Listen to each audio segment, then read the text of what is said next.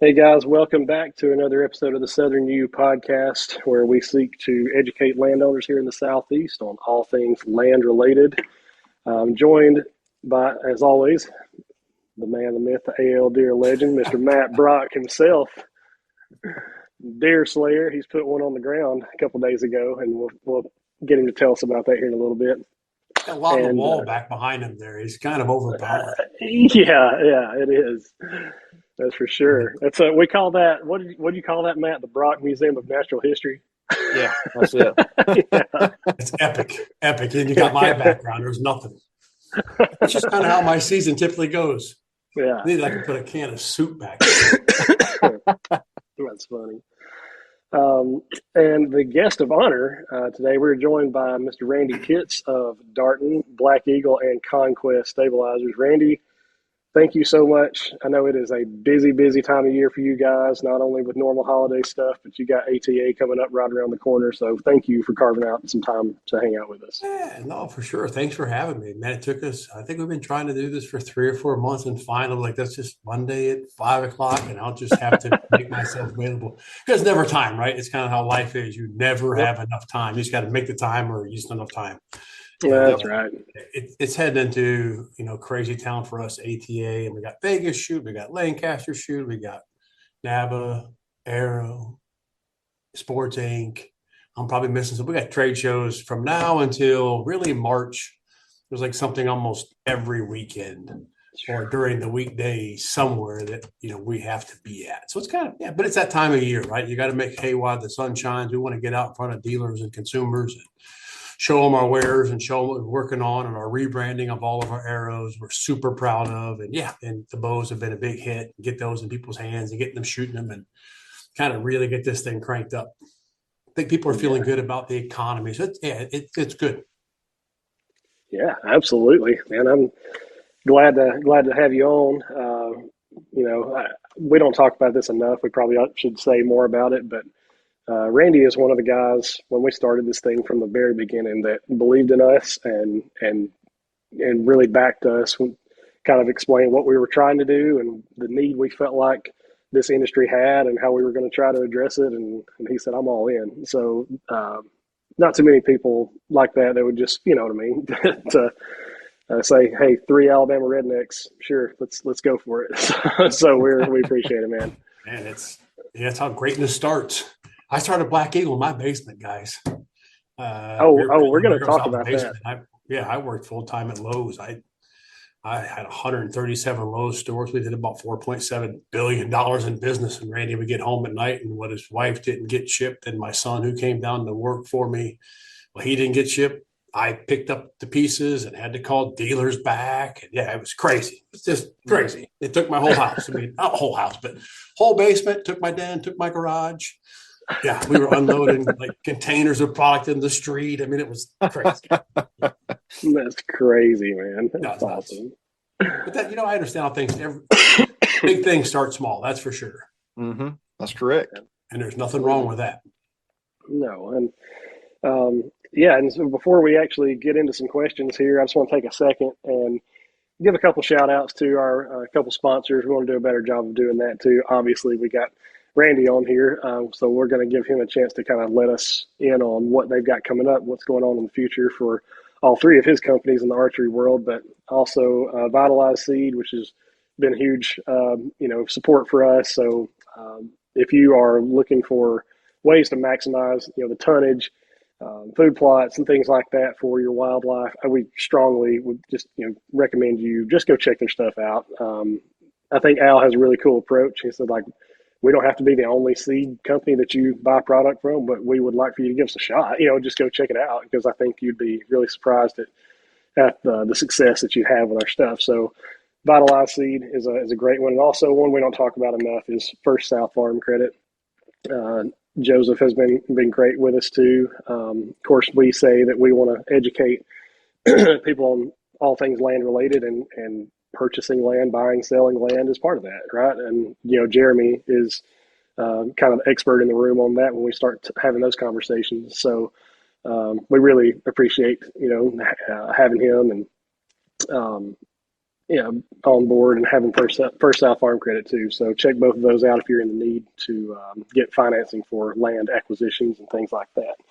And on the network side too, I know we try to give a shout out for the network. We are on the OKS Podcast Network, and it just seems to be exploding, man. It seems to be growing like crazy. And one I was going to tell you guys about this week is called Western Territories. I think it's pretty cool. It's if you're more of an out west, mule deer, elk guy, that's more your thing, maybe pronghorn, something like that. That's kind of more what it's geared towards. And even like they do talk more about like long range shooting and things like that that you are likely to encounter in the West than, more so than you would here in the Southeast. But I know we've got listeners, we call it Southern U, but we've got listeners all over. And so if you're interested in kind of the Western game and hunting Western animals, it's a pretty cool podcast, man. Go check that out and see what all they've got going on in the Western Territories.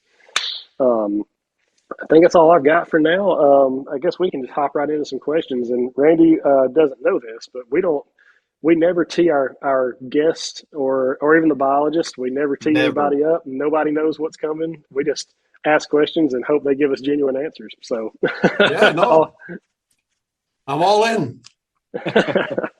Yeah, Randy said earlier, he was like, yeah, well, it's 5 questions, man. This may be the shortest podcast you've ever had. We may roll through this in 30 seconds. So. Nah, it's not going to happen that way, I can tell you.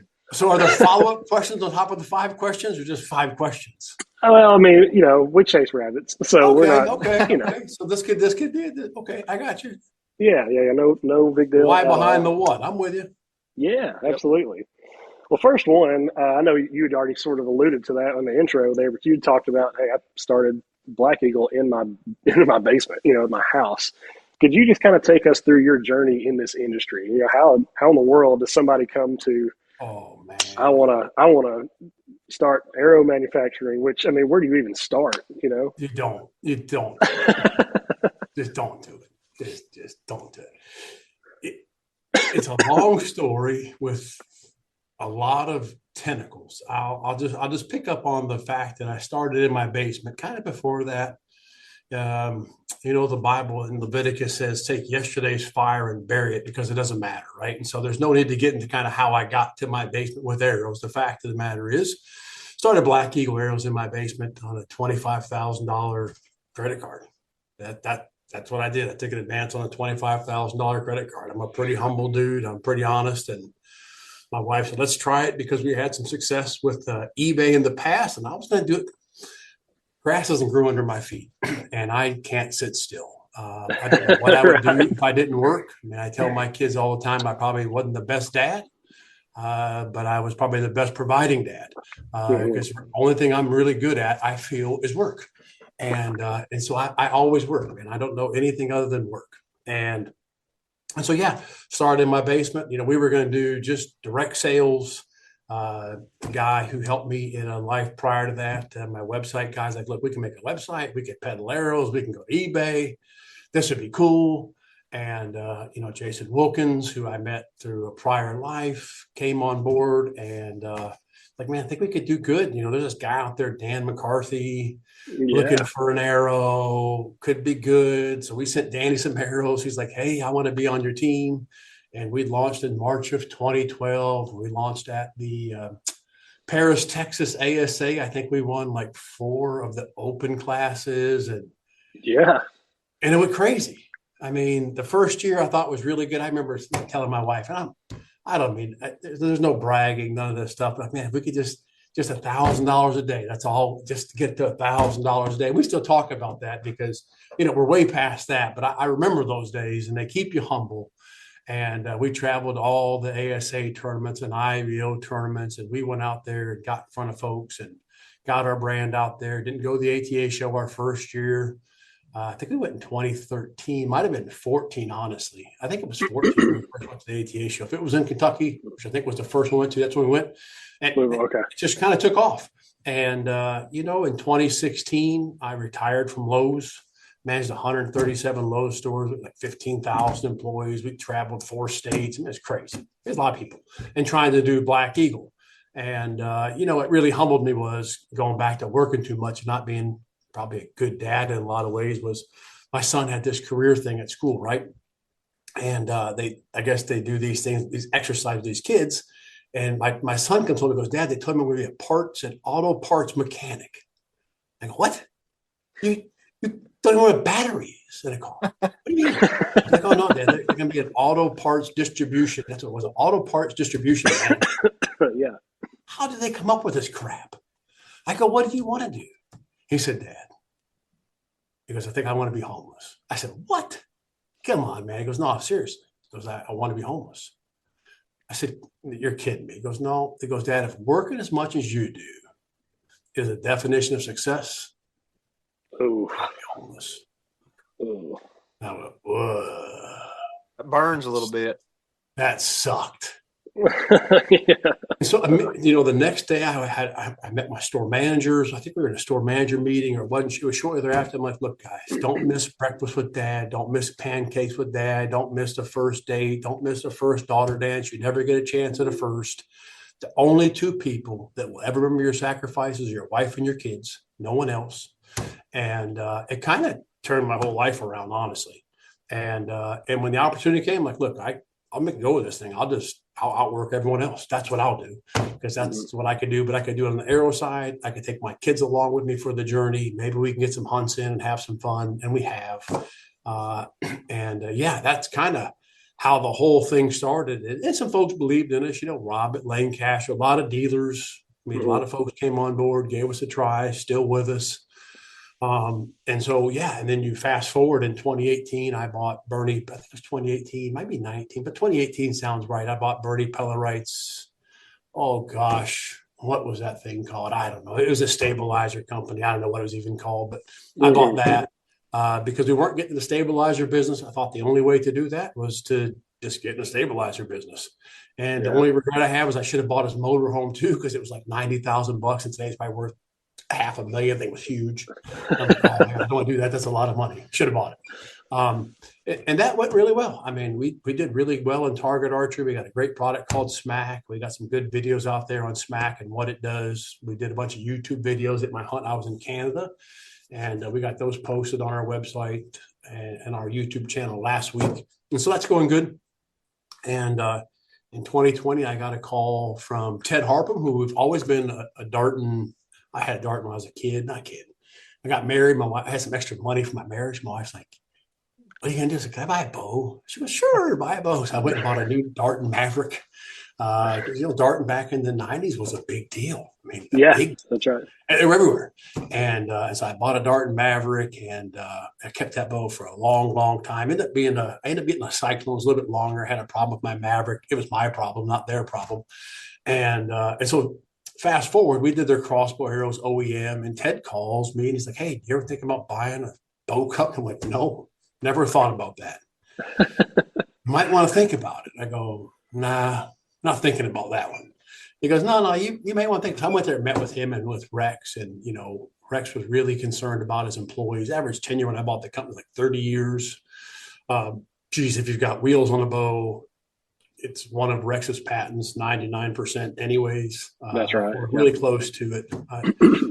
But Rex was a real big innovator. It's a shame he's not in the Archery Hall of Fame. We're going to try to work on that because there's people in the Hall of Fame that, Rex has probably done more for archery from a engineering standpoint than maybe anybody. In reality, it's so many patents. No, I agree. So I ended up buying that company in December of 2020. And it's been a wild 4 years. That's for sure. I don't think we had any downs. I think we've evolved, but this year's bows have been incredibly received well.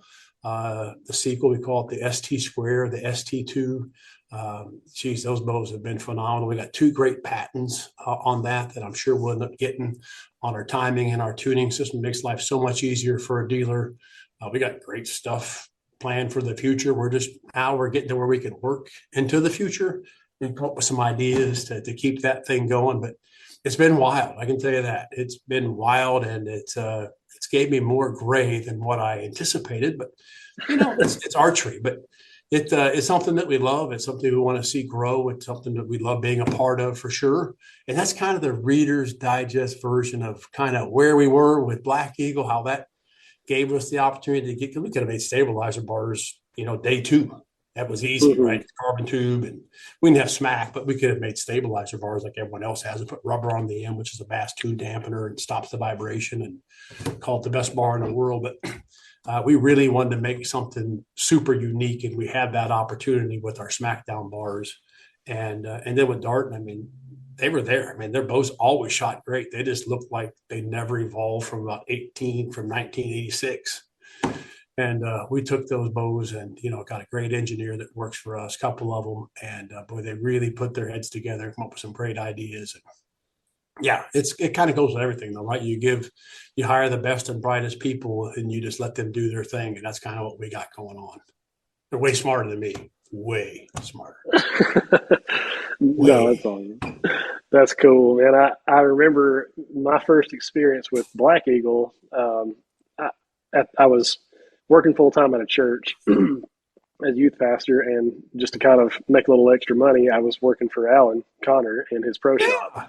And so one day I came in to work, and I said, "Hey, before I leave, I need to get some arrows cut for myself, for me." And he was like, "Okay, well, look, you're going to shoot these." And I was like, "Well, what is that?" And he's like, "They're called Black Eagle. They just launched." And I'm looking around in the shop like, we don't have any Black Eagle stuff in here. And he's like, "I know." He's like, "These are my personal arrows, but he's like, I'm telling you, like, this is what's coming. This is what's on the way." And Yeah. so I started shooting the carnivores first, and shot those for several years.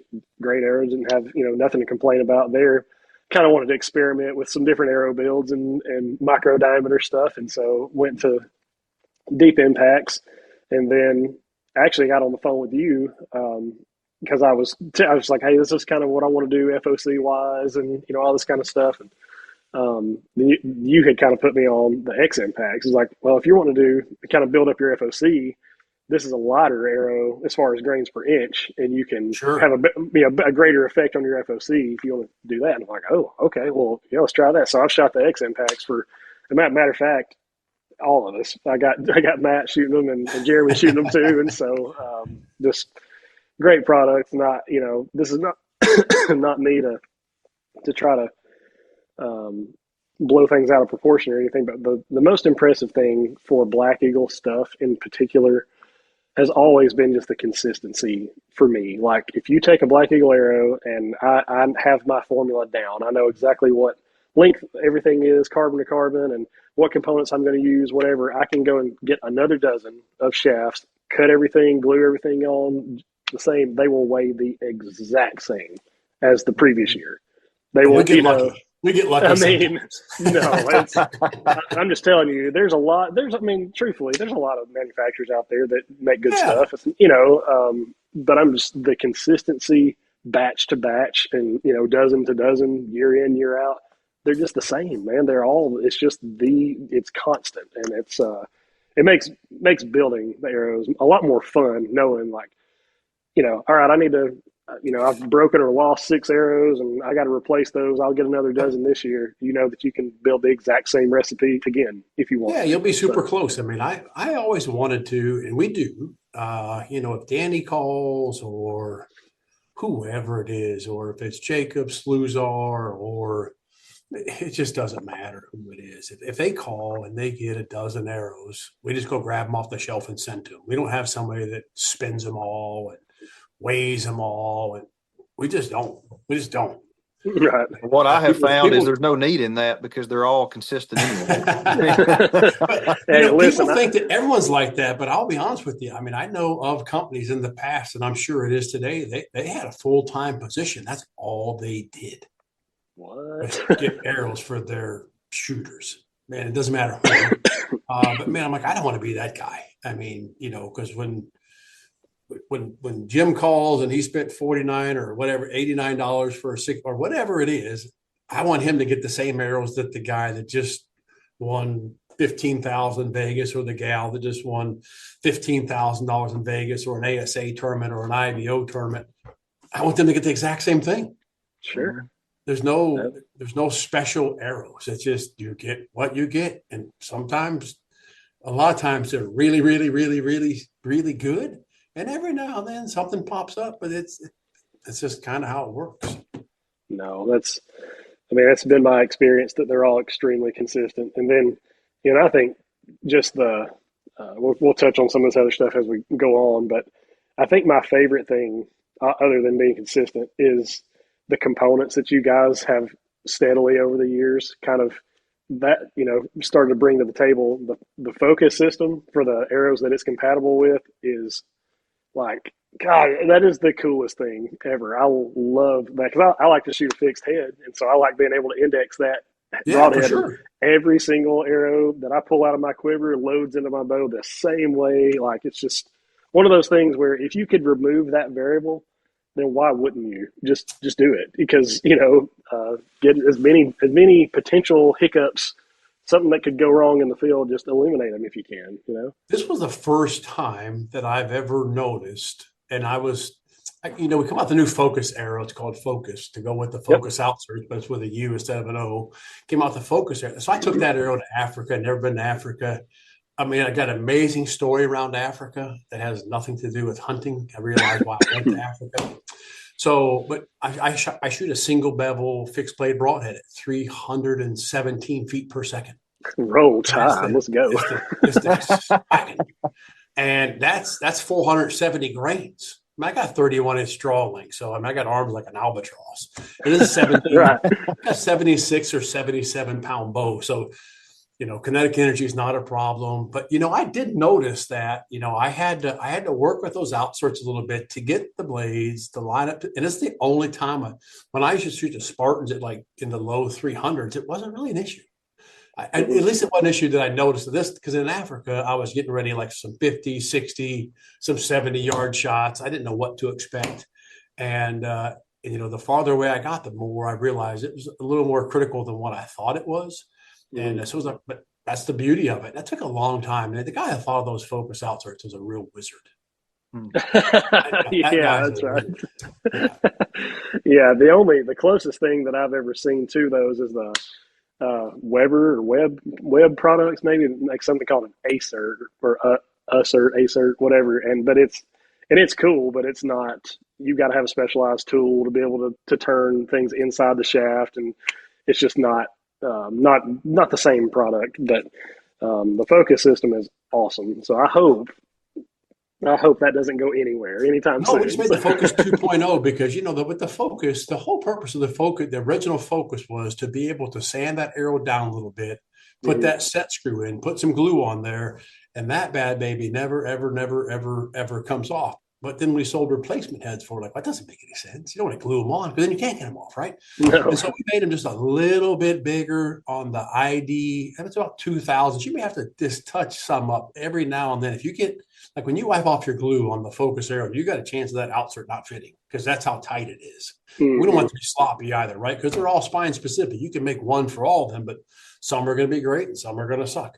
That's right. We made one, they're all spine specific.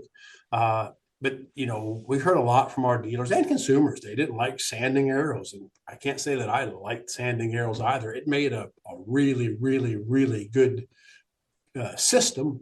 But we went to the Focus 2.0, lowered the weight down. The old aluminums were 80. Now they're 58. You can still get the 80. Just put a 20 grain weight insert in the back of it, put you at 78, close enough to 80 that most of us can't shoot a 2 grain difference anyways. I can't. No, I say most of us. I shouldn't include you guys in there. I can't. No. I mean, no, you can't. I never even weighed arrows. Like I went to Africa with like 16 arrows. I had 12 Focus. I had one of the new Rampage, one of the new Spartans, a new Carnivore. I thought I was going to kill all this stuff, and I really wasn't there to hunt. But that's a whole other story. Yeah, no, that is. I remember us talking on the phone about that. It is a cool story. But yeah, I think it's cool that. Just kind of seeing how that started and how it's progressed. And I guess that's kind of brings us here to the kind of second question. That took longer than 30 seconds, by the way. Yeah, I was going to say, I told you there's nothing worse than a long-winded preacher with nothing to say. That's me. Well, I had plenty to say. No, this second question here is, how has archery or bow hunting evolved in the time that you've been in the industry from a manufacturer standpoint? Like what are you seeing that I say this all people the are asking time. for? I think in archery, far too many folks take fit over function. So on the bow side, you see it more than the arrows, but I think it's on both. Like people shoot things because it looks good, not because it shoots good. I've been in bow shops where folks shoot one of three manufacturers and they say manufacturer X is the best shooting bow there. I'll take that one because it's got ASAT on it or it's got a different camo on it or whatever. I'm like, why'd you pick that? And then, we were at a TAC event last year and this guy was shooting our bow and shooting a competitor's bow. And, he's like, man, I love this bow. It shoots good, dude. I'll tell you, it just shoots good. And the guy walked, and there was a dealer of ours who was there. And he's like, it comes down to two things. Do you want to be cool or do you want to shoot a dart? Well, that sucks. Can you not be both? Cool and shoot a dart. Yeah. Can you not be both? No, you cannot be both. That's part of the thing with archery. It's so polarizing, right? And you guys, I shouldn't say that. I do very little social media. I mean, and usually when I do, I goof it up. So I really don't do any of it, but it's so polarizing. Like you could be on Team X and if you're not on Team X, then you're a terrible person. You don't know what you're doing or what. I mean, I don't know. I just had a guy call me before you guys called. It's like, hey, I'm going to shoot a different arrow this year. So I want to try something different. I'm like, who cares? You're my friend. I don't care what you shoot, dude. It doesn't bother me. My life doesn't revolve around whether you shoot my arrows or you shoot someone else's arrows. It's okay. Life's choices. You just choose. It's okay. It literally is okay. I mean, we want to earn as much business as we can, keep that business, but life is full of choices. And I've seen archery in the last 8 or 10 years just evolve into a lot of vitriol, a lot of, if you're not on Team X, then you're, a big dummy and all those things. But yeah, I think the fit over function is the thing that I notice a lot.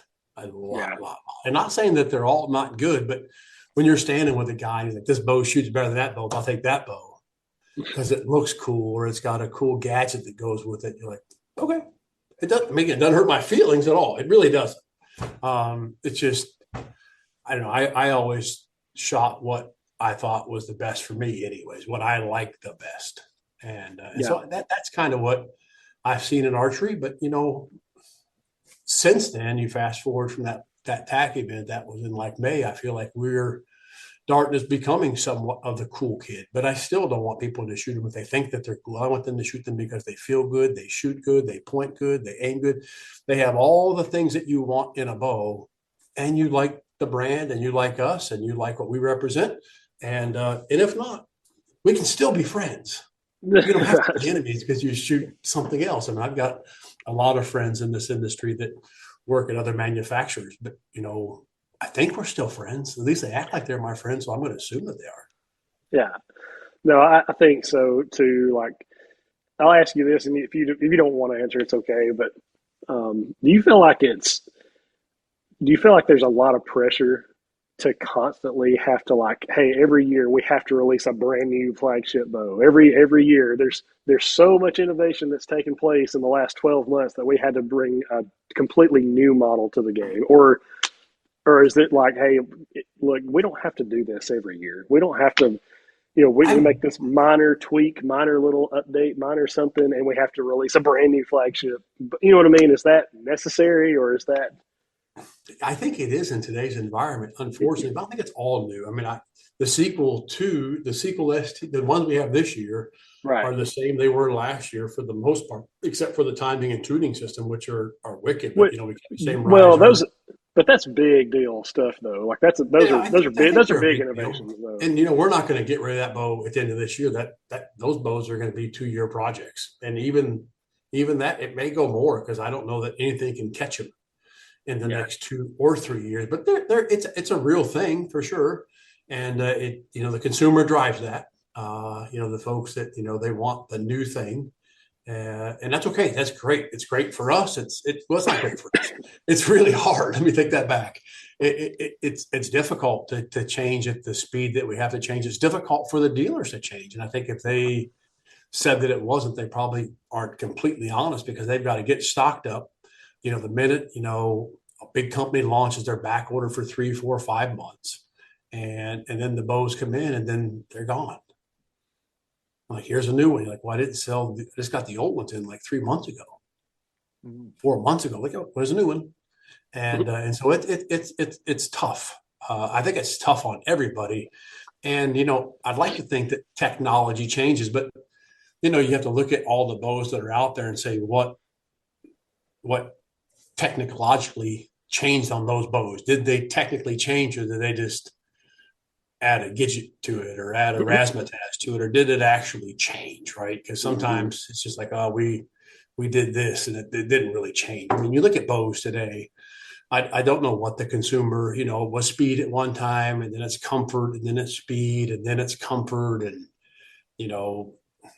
we don't get caught up too much in like, how's it aim, unless you're really, really, really seasoned artists. Like, man, this bow aims so good. You don't hear that a lot from a lot of folks. And that's a big attribute of a bow. How's it point? How's it aim? How's it stay on target? And so, yeah, I think that those things are so critical, but you just don't hear about. It's like how fast it go, how comfortable is it? Is it dead? Does it have vibration? Like, look, it's like if you shoot a rifle and you shoot a .338 Lapua, Yeah. You don't worry about how hard it kicks when you shoot the elk of a lifetime, or your elk that you shot, or a deer or whatever. But if you laid it across the hood of a truck, it would blow you into the next county, right? The thing kicks like a Kentucky mule. They just do. But when you shoot that animal, you don't know. And so, yeah, I think a lot of that stuff is just, like I said, it's fit over function. I think some folks are coming around to some of the ideas that, the bow shoots good, feels good. It's a good bow.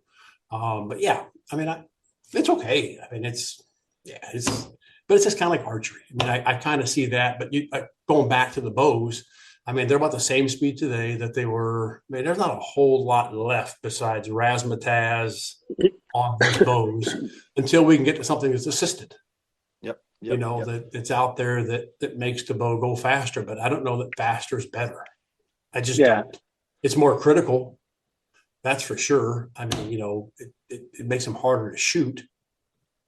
Right. Well, I mean, my friends and I, especially when I was working in a pro shop and stuff, they would ask me a lot of times, like, I mean, there's not a ton of the word they like to throw around is innovation. Like, do you see a ton of quote unquote innovation year to year? Yeah. You know what I mean? And for the most part, it's like you said, hey, they all are going to shoot within whatever 15 feet a second of each other. You know what I mean? They're all going to be real close.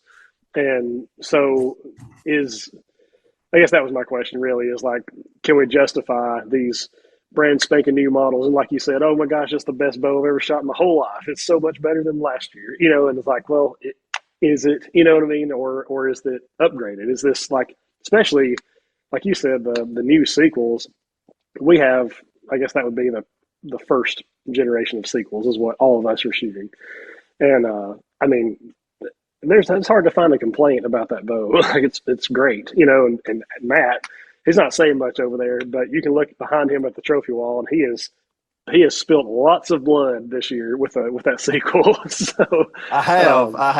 I think I shot 10 with the Veracity last season, and I've shot 6 or 7 this year with the sequel 33. Yeah, absolutely. Are you a part-time taxidermist? No, but I do find myself often at my taxidermist working off my debt by cleaning and skinning deer. I can see that. Yeah. That sequel 33, I mean, Jacob Saluzar won an ASA and an IBO last year with that thing. It's a great bow. I love it. I think he won 2 ASAs. He won 2 ASAs. Let me see. He won 2 ASAs and Chance won 1. There's only 6. We won 3 in the men's open pro division, which is no one's won more besides Matthews, of course, Danny and Levi.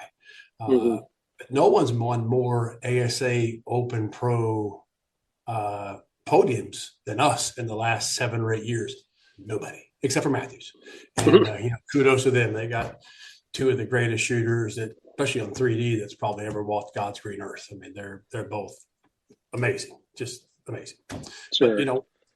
our guys are out there competing with them. And we won as many as every other boat company combined last year and the year before, 2 years in a row. Yeah. Well, As I mean, many, I not think, more than, as many. well, and I think, I mean, I know you would probably not want anybody saying this, but I think that you kind of being at the helm of that and kind of breathing in some new life into that company has been. I mean, again, you tell me if I'm wrong, but I feel like Darton as a company is healthier than it's probably ever been. I know it was really big in the '90s and that sort of stuff, but it just seems like you're like, oh, we're not the cool kid. Well, I don't know, man. You you may not feel like the cool kid, right? Or whatever, but I'm just telling I you, know. you're I just want very to, what, man, I well just want to go to received. heaven. I don't, the cool kid is cool, but I just want to go to heaven. I want people to, one of the greatest stories, I was talking with a sales rep of ours, and the guy was shooting someone's bow, and he looked at that bow and goes, what does that mean? The guy said, you should look it up. You should look it up. You don't know what it means. You should look it up. And the guy's like, what does that mean that, we love because he loved us first?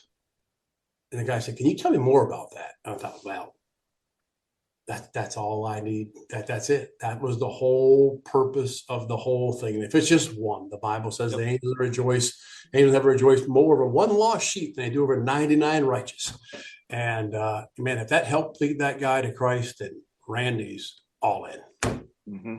And That's that's awesome. really it. And that's it for me. I mean, it was it was there. It was an opportunity. It didn't take me very long to realize that's what I was supposed to do. We did meet some resistance along the way. We had a couple of dealers like, hey, we don't want these bows with Bible verses on them. You take them off.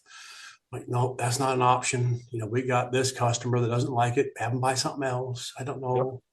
I mean, just trying to give some folks some hope, and if that one person made it all worth it to me. I mean, if we didn't sell another bow from here to eternity, and if that one person, if he didn't find the Lord, we plant the seeds, he does everything else, and if that one person finds his way, man, I'm over the moon excited. Mm-hmm. Yeah, for sure. Yeah. Well, I mean, even Alan told me whenever we were going to start the podcast, I said, "Man, do you think Randy would have any interest in kind of partnering with us on some of this stuff?" And Alan's words were, "I don't know. I don't have a clue if he would be interested in that at all. But if you could get that to work, there is nobody better in this industry for you to work with than him." And he said, so you could call him, and he may not care, he may not give a rip about what you're doing, but if he does, and you can work with him, there's no one better. So you Well, get that was compliments sweet of all around, Alan. man. That was sweet. He's a good human being. Dude, hey, I remember. Well, matter of fact, we're going back to when Black Eagle started. I remember because that was the same year he had switched bow manufacturers, but he also had started shooting Black Eagle, and he had the best season of his life. I mean, I can't remember. I think he won like 7 or something like that in the same season. It was crazy, and Placebo, baby, placebo. so I mean, once, especially when you walk in his pro shop and there's all these big checks that just line the walls. Whenever he makes a Yeah, recommendation for something, people go, well, he probably knows what he's talking about, I guess. yeah, no, for sure. Yeah, he Um, can walk the walk and talk the talk. That's for sure. no doubt. Um, we kind of hit on some of this stuff a little bit, Randy. I'll jump here to this one. What's been the biggest challenge? I know you've talked about it a little. What's been the biggest challenge that you guys have had to face in the industry as far as just being a manufacturer of various things? Well, I think the challenge for all people coming into the industry is, I don't know what the average dealer age is, but I believe it's now like over 60, right? And Really? so you're dealing with folks that are just used to doing things a certain way. Yep. And until you're around, I mean, you gotta be able to endure, because people aren't really more today than they were when we started. I can tell you that, because you see some companies out there that have really done a great job with their social media and with their marketing. I look at one like UltraView. I mean, I think they've done a phenomenal job. I mean, they've got sites that are $600, which my first bow wasn't $600. Right. My first two bows weren't $600.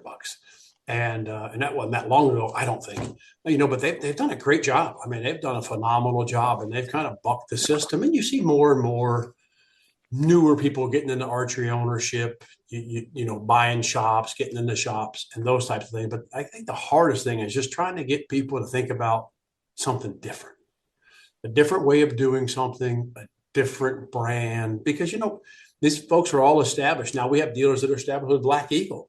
And if another arrow comes along, like, look, man, we got X, we got Y, we got Z. We don't need L. Mm-hmm. And then you got to try to convince them that you do, and hope that someone lets them down. And then they call you back, and then you get your foot in the door. Then you do a good job. And, it's tough. It's really, really tough. And in the arrows, it was tough. In the bows, it's even tougher. Because Darton's been around since 1950, third oldest bow manufacturer in the country. I think it's Bear, it's Hoyt, and us. And folks that you were with Alan, but I'd say you look pretty young. But 36. And no Dart. How old are you? 36. Oh, I got kids that old. Yeah, you're young. You're a young man. May have never heard of Darton if you hadn't been in Alan's pro shop. But the folks in that low 30, 20s, they're like, what is Darton? Like, it's no hyphen, just Darton. And they just don't know. He's like, how could you not know? But they don't know.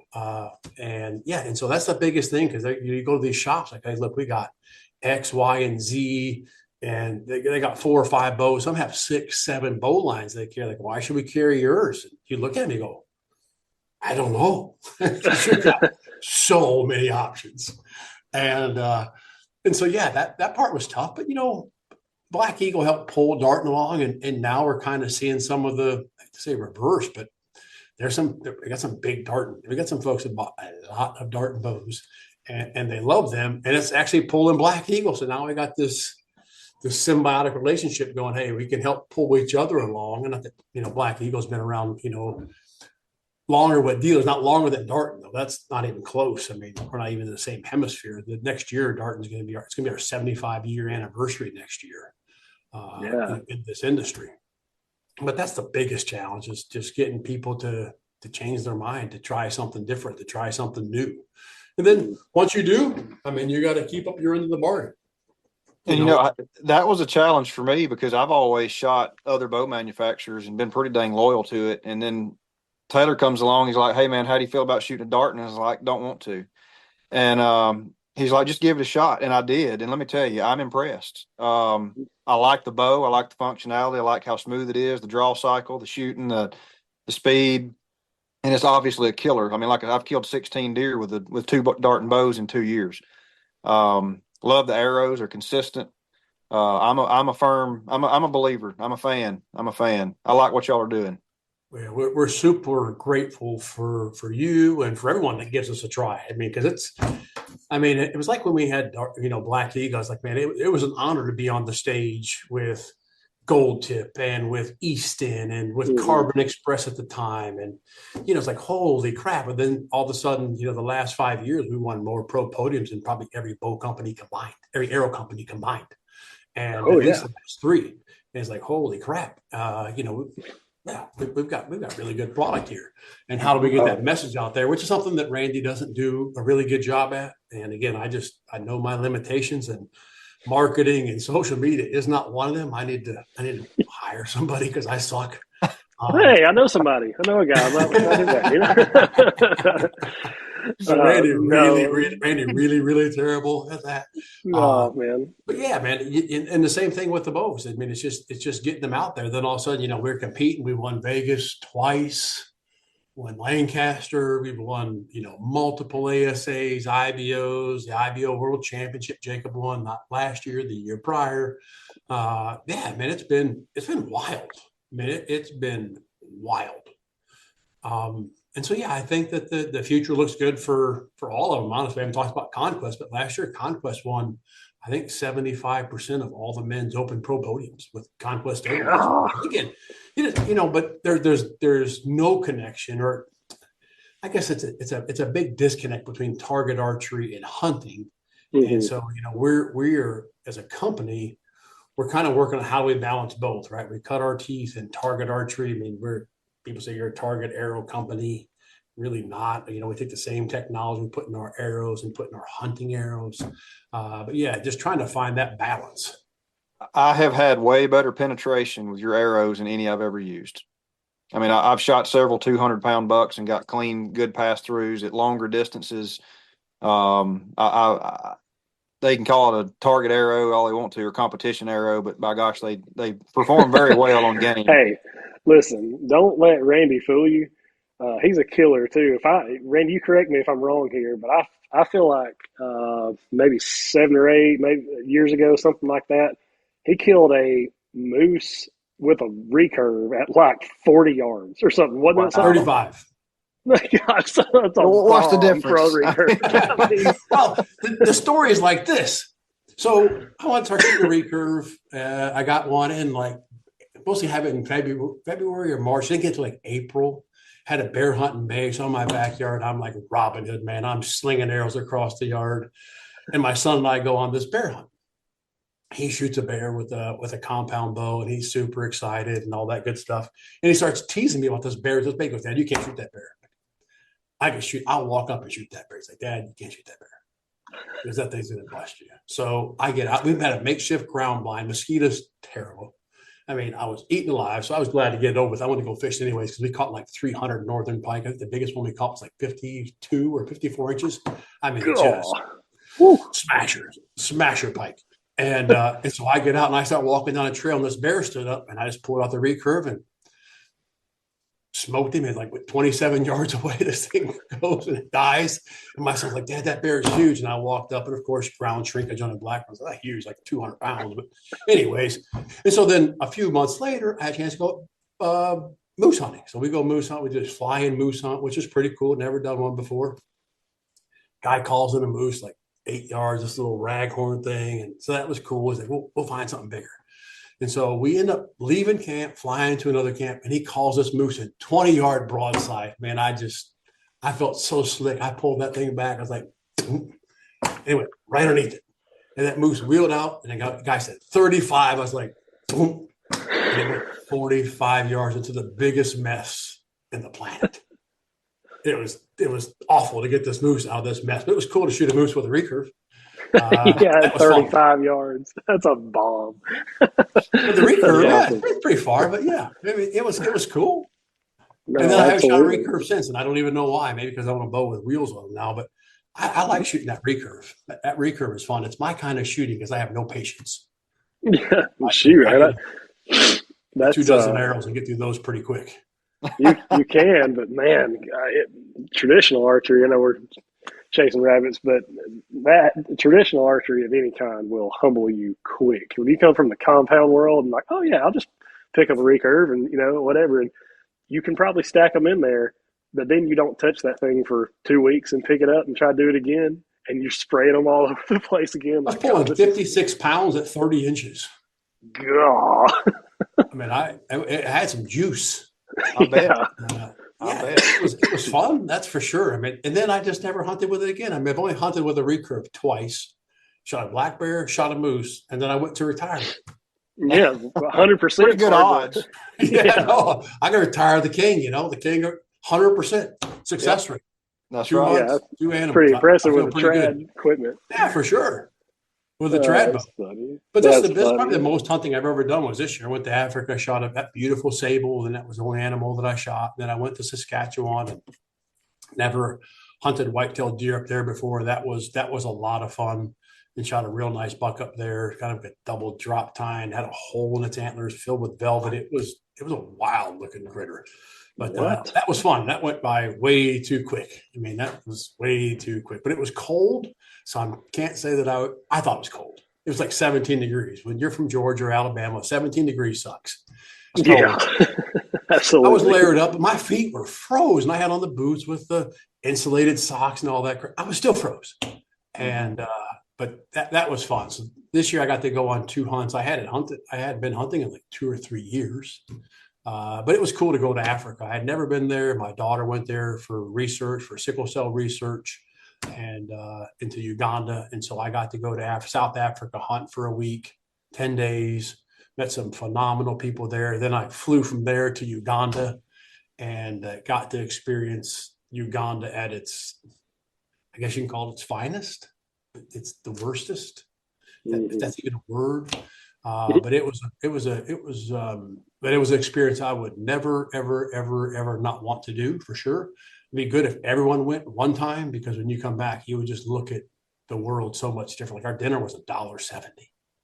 Yes. Which is like 5,000 shillings, but it's $1.70. It's actually less than that, because it's like 3,300 shillings is $1. And yeah, you go over $300, you're like $1,000,000 shillings. You're like the prince. Yeah. It was wild. We did like s'mores with some folks that were there. They never had a s'more before, which was wild. They never had Pringles, which was nuts. We took over all this candy, and we took my daughter's at this clinic, and so we took a bunch of feminine products over there, like a whole suitcase. Surprised I get caught for smuggling in feminine products. That a huge suitcase. I mean, slack full. My wife went to Walmart. I think she bought everything they had, and the gals there never seen one. Anything. Like, this is crazy. Like it. Yeah. I could tell you stories about Uganda it's nuts. My wife, she didn't go to Uganda. She went to Togo and Ghana, and she talks about very similar, comparisons there, because even with her trip that she went on, it was just to provide clean drinking water. They were there to drill wells, and so they get these wells done, and they're showing them how to use them and all this kind of stuff. Now that you have good, clean water, just something so basic as like taking water that you bathe with, well, they would turn around and then try to cook with it. And it's like, no, you know what I mean? No, you don't have to do that anymore. Like, dump that out. Yeah. You have clean water. And it's so hard to imagine that people ever lived that way, and that they still live that way today. We were on an island in Lake Victoria. Lake Victoria is the second largest body of fresh water in the world, and there's no running water. I shouldn't say none, like super stinking limited. All the, I guess you can call it locals, like probably 80% of them go get what, you got these yellow kerosene jugs and they're pumping water. And I'm like, what? I know. Thank goodness for Imodium and, a Z-Pack. Yeah. So I'm like, holy, it took 24 hours and Randy was sick. I'm like, I'm goofed. Yeah. It was wild, but it was such a good trip. And that was a good dose of humility. That's for sure, for your fellow man. There's no doubt about that, because boy, when you venture outside of this country, it's wild. It is. Yeah. No doubt. Randy, I know we've kept you here for probably longer than you wanted to be, but I probably kept you guys longer, because no, a long-winded preacher with nothing to say. No, we're talking good stuff, so we can talk all you want to. But I got one here. What specifically for bow hunters, because that's kind of the primary audience base we've got here. And I'm sure some of our listeners may compete, but majority of them are bow hunters. What can bow hunters expect from your kind of family of companies in the future? I mean, what's going to kind of propel you? I know you're getting ready for ATA and that sort of thing, but what are you hoping to kind of bring to them in the future? Well, I think, on the bow side, and the Sequel 31, 33, 35 kind of fits all for the most part. And for the folks that, are on a limited budget, the Consequence 2 is, I would put that one down as like wildly successul. And we just added Bottomland to our camo lineup for all four of those. I saw that. So gotta get it. Yeah, for sure. And because of necessity, people demand it. That's what they want. And so we'll give them what they want. There are some other camo companies out there that people want. They just won't let us have it. Like, hey, you're not X. Like, well, we know that, but we could be.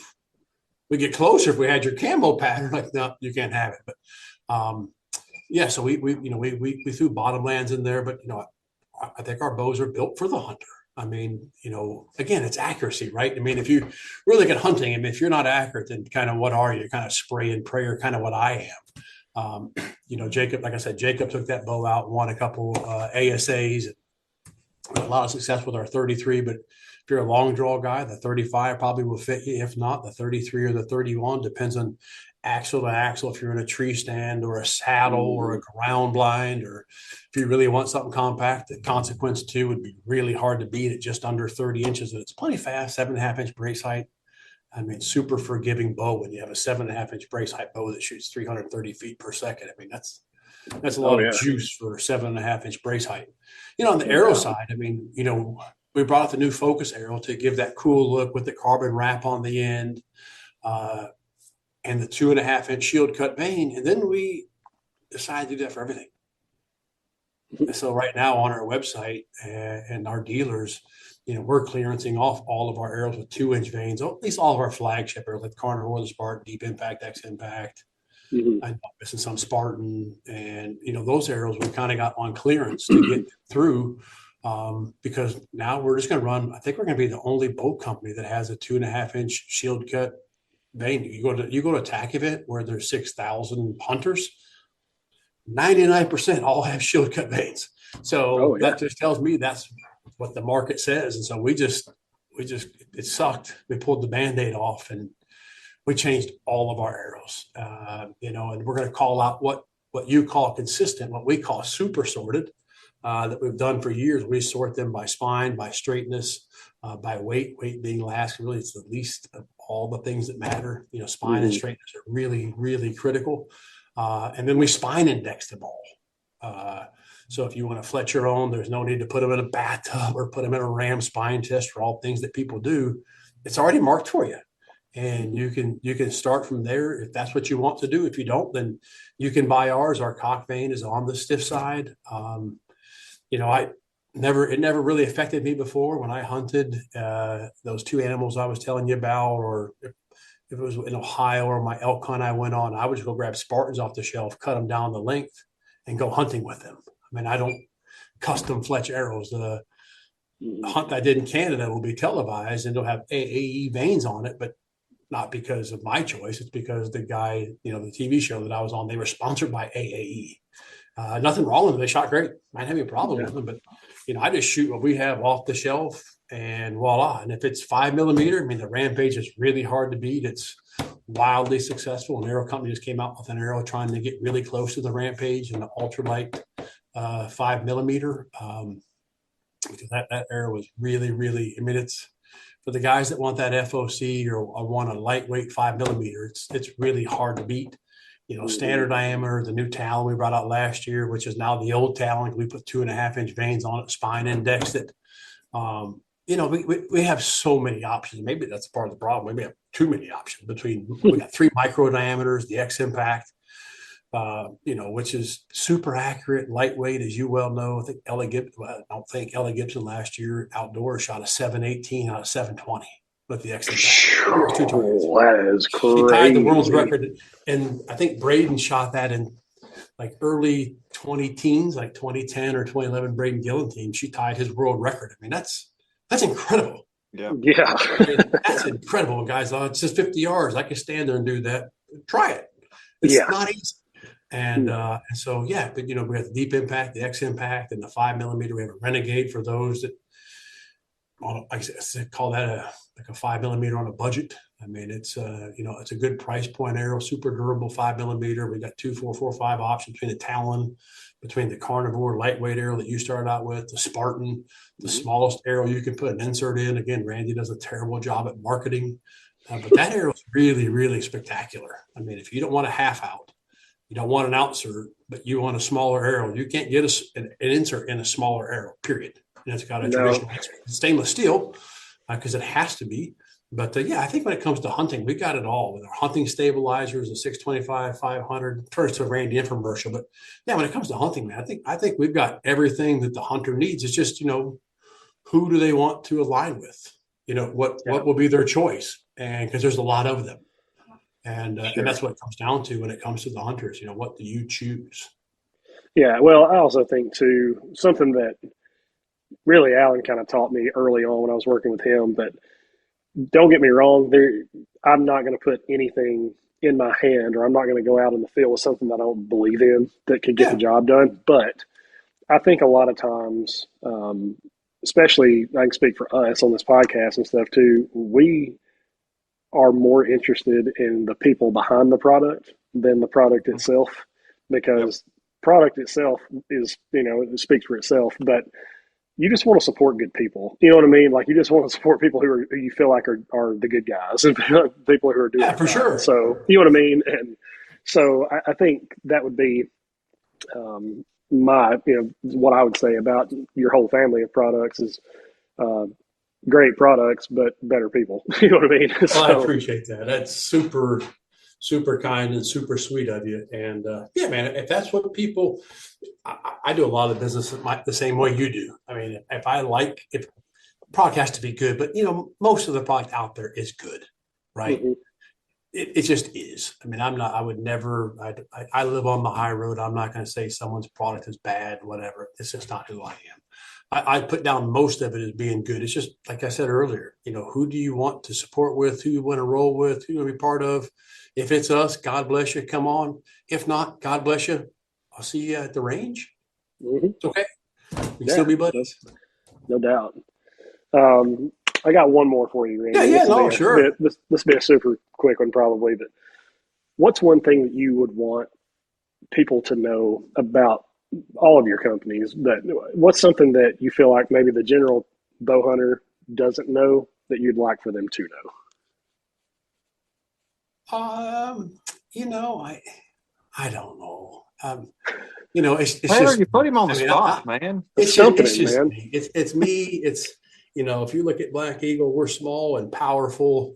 It's just family owned and operated. We're not owned by a conglomerate. We're out Mhm. there kicking and scratching for everything that we can get. My son Daniel does all the conquest shipping. My son James does all the Black Eagle shipping. My wife is the chief financial officer. I think everybody's wife is, to be honest with you, everybody's wife. Uh, But yeah, we like to have fun. We want to come to work, put out a good product for folks, and hope that they find us worthy to support. And if they do, then I said we would love to be part of their next adventure and be part of their story when it comes to hunting, because we've got to grow the sport if we're all going to be around, and we've got to learn to get along in our sandbox that we're in, and understand that if we don't grow archery, then we're all going to make ourselves irrelevant mhm. at some point in time. And so, how do we just kind of pull everyone along for the ride? I mean, our product is as good as anything out there, and I feel really comfortable saying that. Mhm. I don't think there's anything better. I think it's as good as anything out there. Some would say it's better than Exit. That's up to someone else. That's not up to me. I would say our product is as good as anything out there.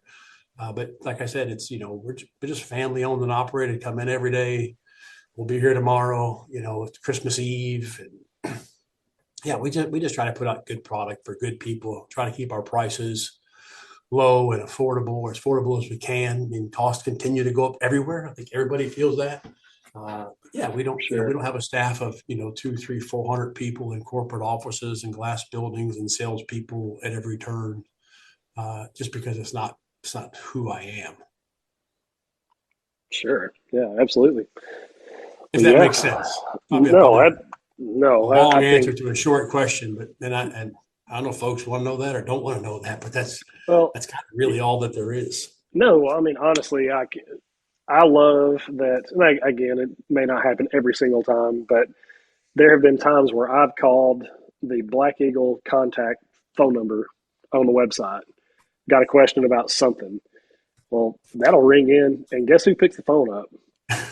You know what I mean? Like, there's just not. The reason I say that is there's just not a whole lot of places, a lot of companies that, hey, I've got a question. Let's talk to the head honcho. Let's talk to the guy. You know what I mean? And see if we Well, can ask that's him a it. I'm just question. one of the guys, though. I don't want to be the You head know? honcho. I'm just one of the guys, man. And yeah, I love talking to people. I talked to a guy today. He calls like, I got to get this spine changed. I talked him off of the cliff that he was on. Like, you're going to be fine. You got 62 pounds, 20-inch draw. You're going to be fine with a 350. Trust me on this.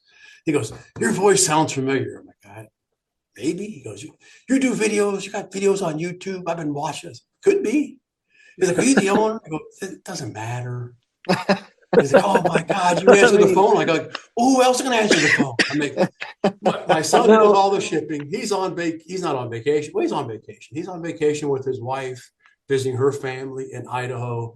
Dad's got to step in. He's got to do podcast. He's got to do shipping. He's got to get bills paid. He's got to do this. He's got to do that. And who else answers the phones? And so, yeah, man, it's all good. I love being part of it. I'm always humbled when people think that, I can't believe you answered the phone. I'm like, look, I put my pants on this morning just like you. Man, I'm just one of the dudes. No, but I think that in today's culture, it's like Yeah. there's some websites. I mean, just doesn't have to be archery or hunting related, but there's like no form of contact. Like, fill out this form. We might email you in 2 weeks if we feel like it. You know what I mean, or something like that. And it's Can like, you send me a link to that? Because I might try that. No, I will not. Here's the thing. If I showed you my call list today, every call that comes into this place, I shouldn't show it. I'm not going to show it. But every call that comes into place, because they're going to say, why don't you answer your daggone phone? But every phone that comes into this place comes to my cell phone. Yeah. And if someone doesn't get it before me, I try to get it. We try to get to everybody. Some days it's just wild. Like you got cauliflower ear. I need to wear like a wrestling thing or something. Yeah, but we try hard, man. Could we do better? Unequivocally, man. I know some folks out there, like, I called for a week and couldn't get through, and God, that bothers me, keeps me up at night. We try so hard, but we got to do better for sure. But man, we try hard, man. Sure. Well, I mean, I just there's people that it just seems like companies that, like, we don't want to hear from you. We don't want you to call us. We don't want you to bother us or whatever. I may not want to hear either. No, but I mean, I'm just glad that I can pick the phone up, or I can call somebody and you get to talk to a person, and most of the time that person's you. So it's just nice. That guy this morning called, goes, I need some help. I said, some people are beyond help. Let's see where you stand today. Yeah. That's funny. Well, Matt, you got anything you want to throw at Randy before we let him get out of here? No, man, I've just enjoyed it. I'm glad to finally meet you. Hope we get to meet face to face sometime. But I'm glad to see the face behind the company. Like I said, I believe in you guys. I enjoy what you're doing. Support what you're doing, and obviously enjoy your products. So, well, Killer, we appreciate your support too, man. And I really am sympathetic to your taxidermy bill. I'm just looking at this back. Look, I don't really want to show you what all's back there. Because I'm embarrassed. I actually, the deer I killed Saturday, I'm doing a Euro mount on it just because I have swore off shoulder mounting any other whitetail deer. They're going to have to be super impressive. Can't keep spending that money. What's that? Is it Tennessee Ernie Ford? Is that the guy that sang the song about he owed his soul to the company store and you got your soul to the taxidermist? Yeah. I told my wife not long ago, if I had all the money I've spent on taxidermy, I could buy a brand new vehicle. I don't doubt that. I'm just looking. I'm just going, there's 350, there's 400. Yeah. Taylor, he hasn't seen the half of it. No. You need to. Good on you, though, man. That's awesome. That's so awesome. That's awesome. I've been blessed. The Lord has blessed me in the woods for sure. No doubt. Yeah. Well, good. Good people deserve good things. Well, that's a good way to put it. Well, Randy, thanks so much, man, for hanging out with us. And I'm sorry that we couldn't get this together before the Christmas Eve. But, that's my fault. Got all kind of crazy stuff going on. And I'm sorry. I apologize for coughing and stuff and doing my best. But I can't wait to see the new Sequel ST squared, and I'll have to figure out how to get one of those in my hand soon.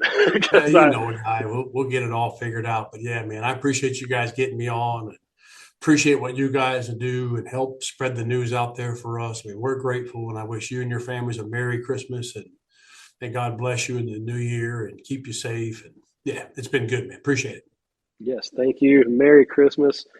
For those of you listening and watching online, we just want to encourage you, take some time.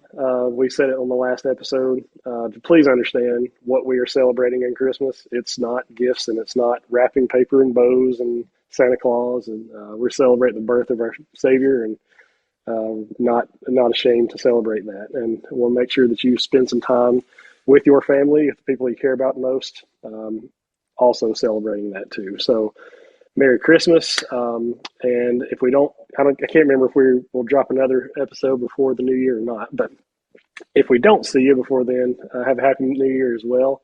We always encourage you guys to like, share, subscribe on all of our social platforms. It helps us out a ton. And we're going to be doing some stuff here in the new year that we are very, very excited about. We can't quite let everything out of the bag just yet, but hopefully sometime in January, we're going to start rolling some things out that we've been working on behind the scenes. And I think it's going to be something that everybody kind of in our neck of the woods in the Southeast has been looking for. And I'm pretty excited to kind of share that with you as we get closer. But Randy, thanks so much, man. And if you need anything from us ever, you just give us a shout. And any excuse we have to head over to Georgia, we'll just, we'll have to slide over there one of these days and see what's going on over there at Black Eagle. Yeah, no, for sure. We appreciate it so much. Thank you, guys. All right. We'll see you on the next one. Thanks. All right, guys. Thanks. Merry